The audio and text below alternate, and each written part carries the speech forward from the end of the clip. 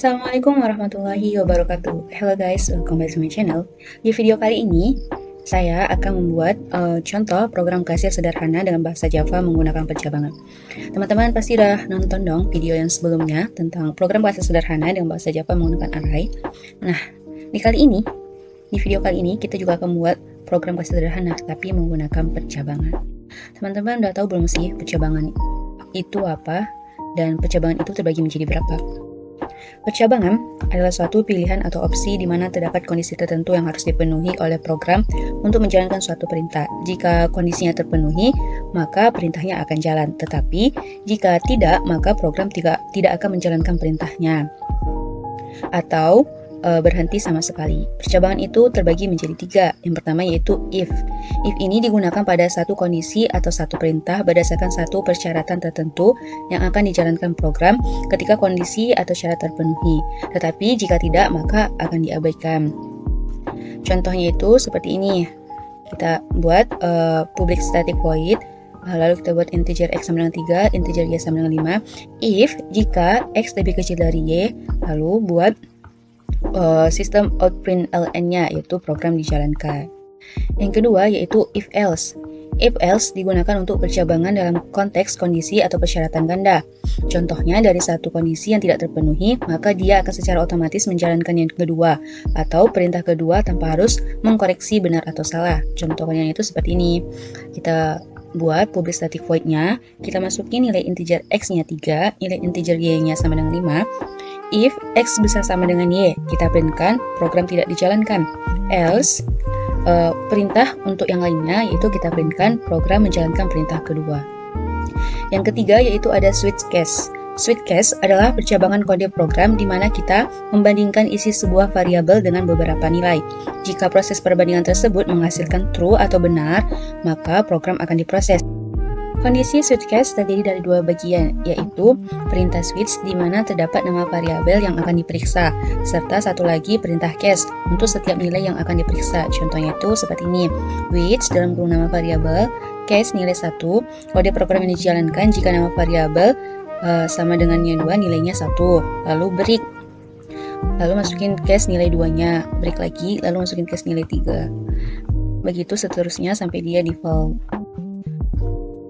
Oke guys, lanjut saja. Mari kita membuat contoh codingan untuk program kasir dengan bahasa Java menggunakan pencabangan. Di sini saya telah membuat codingannya terlebih dahulu. Jadi saya akan menjelaskan per baris dari codingan ini. Pertama, kita buat dulu komentar untuk kelasnya. Di sini saya memberikan komentarnya itu program ke-1 modul 4 membuat program kasir.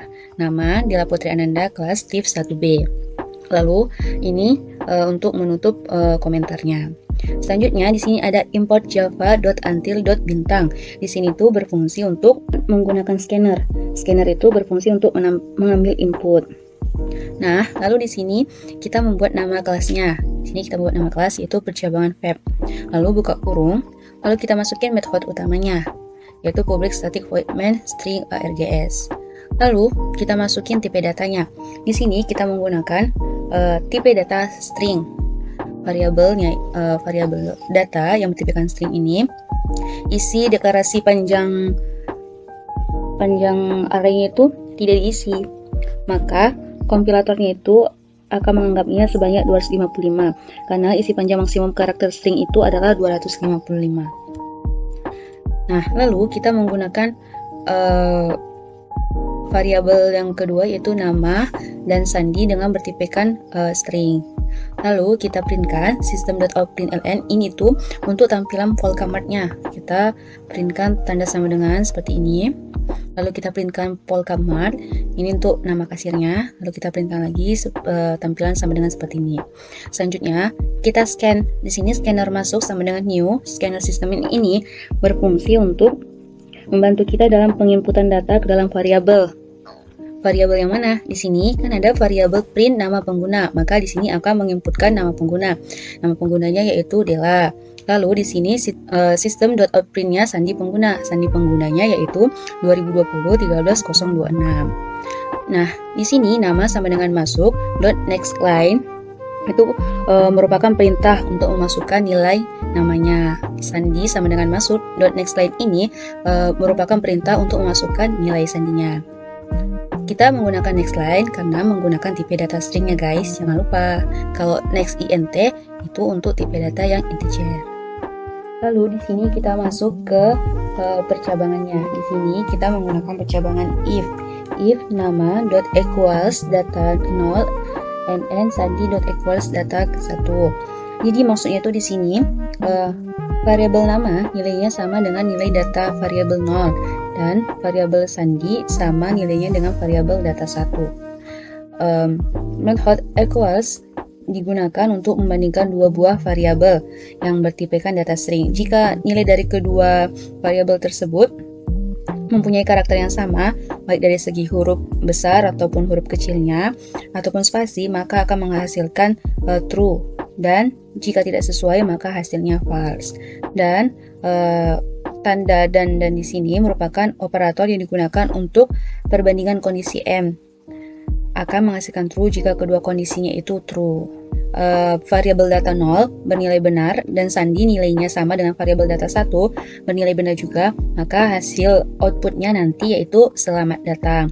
Tetapi jika nama tidak sesuai dengan variabel data 0 dan sandi tidak sesuai dengan variabel data 1, maka hasil outputnya yaitu nanti nama pengguna atau sandi tidak tersedia. Oke guys, selanjutnya kita masuk ke membuat menu sistemnya. Di sini kita gunakan method utamanya yaitu static void menu. Lalu kita printkan tanda bintang seperti ini agar tampilannya cantik. Lalu kita printkan lagi menunya. Selanjutnya kita printkan untuk menunya yang pertama yaitu makanan, yang kedua itu minuman, dan yang ketiga yaitu untuk keluar. Maksudnya itu di sini jika menu nilainya 1, maka akan ditampilkan ke method makanan. Jika menu variabel, jika menu nilainya itu 2, maka akan ditampilkan ke method minuman.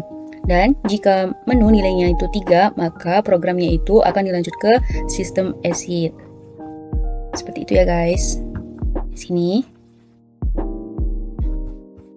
Selanjutnya kita akan masuk ke menu makanannya, yaitu kita gunakan method utamanya yaitu static void makanan.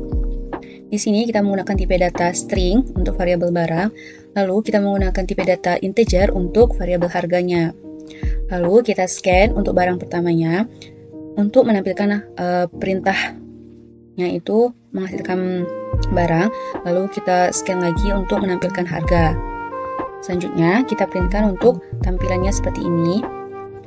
Makanya, lalu kita printkan, masukkan nama barang pertama, kita printkan lagi, masukkan harga barang pertama. Barang ke0 sama dengan B1 .nextLine ini merupakan perintah untuk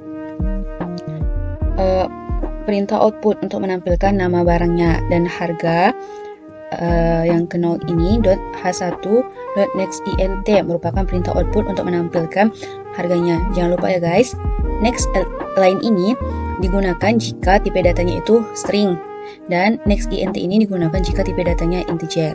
Begitu seterusnya, masukkan nama barang kedua dan masukkan harga barang kedua, lalu masukkan nama barang ketiga dan masukkan harga barang ketiga. Selanjutnya kita masuki rumus untuk total harganya, yaitu harga yang ke-0 ditambah harga yang pertama ditambah harga yang kedua. Lalu kita printkan list barangnya dan sebelah kanannya itu harga barangnya. Lalu kita printkan masuk pembayaran dan kita printkan untuk sistem kembaliannya. Untuk method minuman juga sama saja seperti makanannya guys, tidak ada bedanya. Yang membedakan yaitu hanya method utamanya. Jika di atas kita menggunakan static void makanan, di minuman kita menggunakan static void minuman. Oke guys, lanjut saja untuk kita compile, kita lihat hasilnya seperti apa. Untuk compile-nya teman-teman bisa ketik Windows plus R secara bersamaan, lalu ketikkan cmd di jendela runnya, lalu kita okekan. Lalu kita masuk ke nama folder yang teman-teman simpan. Kita ketik lagi Java spasi nama filenya. Nama filenya jangan lupa diberi, nama filenya harus sama sesuai dengan nama kelasnya ya guys, dan jangan lupa untuk ditambahkan .java. Lalu kita ketikkan Java spasi nama filenya tanpa .java-nya, dihapus saja .java-nya guys. Nah, maka akan muncul tampilan seperti ini, yaitu Polkadot, nama pengguna. Kita masukin nama penggunanya adalah, kita masukin sandinya itu 2020 13026. Di sini akan muncul menu makanannya. Jika teman-teman memasukkan menunya itu 1, maka dia akan muncul ke method makanan. Di sini katanya masukkan nama barang pertama. Teman-teman bisa masukin misalnya yaitu roti. Masukkan harganya 1000. Lalu kita masukkan barang yang kedua yaitu mie. Harganya yaitu 2000.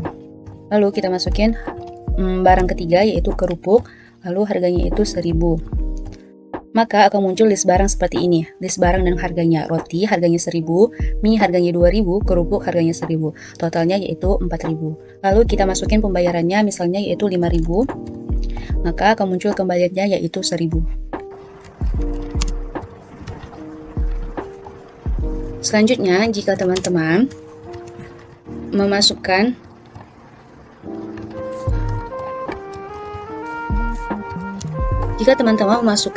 menunya itu yang kedua, maka akan muncul yaitu method minuman.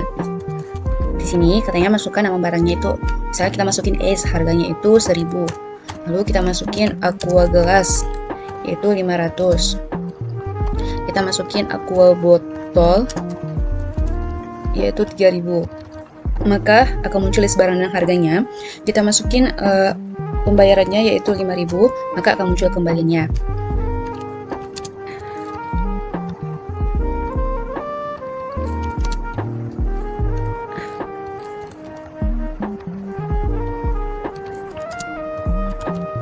Dan jika teman-teman memilih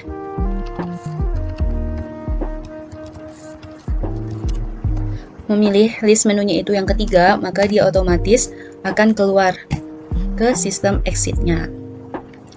Lalu, jika teman-teman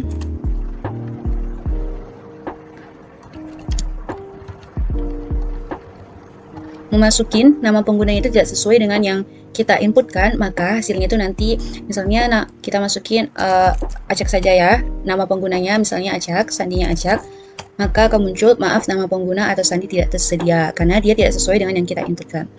Oke guys, cukup sekian video saya kali ini dan semoga bermanfaat. Jangan lupa untuk di like, share, komen, dan subscribe. See you next video. Bye bye guys.